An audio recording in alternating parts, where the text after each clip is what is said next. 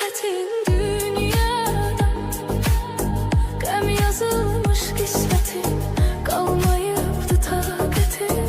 Sevməydi niyyətim, şahid olmaz qəlbimə Allahımdan başqa bir kəs. Səs salar səssizcə bir səs.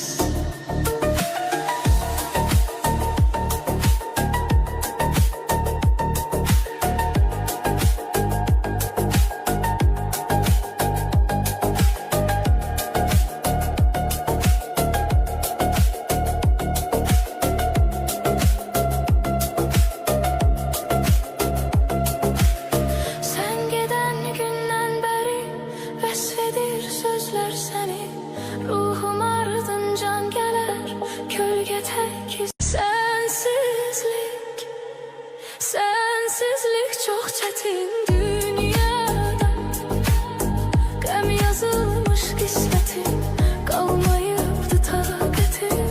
Sevməydi niyyətim, şahid olmaz qəlbimə Allahımdan başqa bir kəs.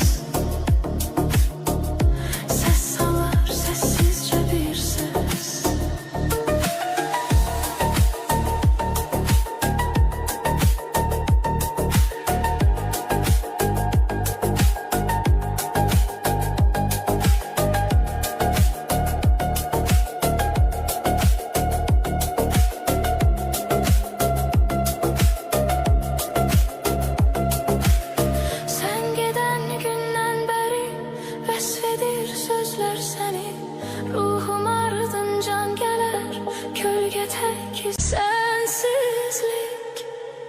Sensizlik çox çətin dünyada. Qəm yazılmış qismətim, qalmayıbdı taqətim. Sevməydi niyyətim, şahid olmaz qəlbimə Allahımdan başqa bir kəs.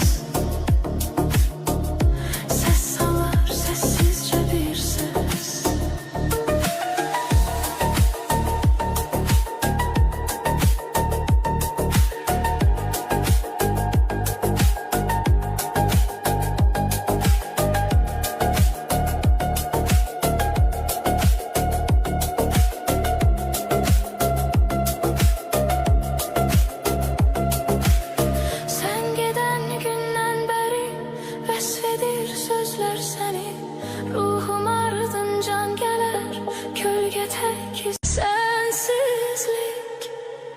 Sensizlik çox çətin dünyada.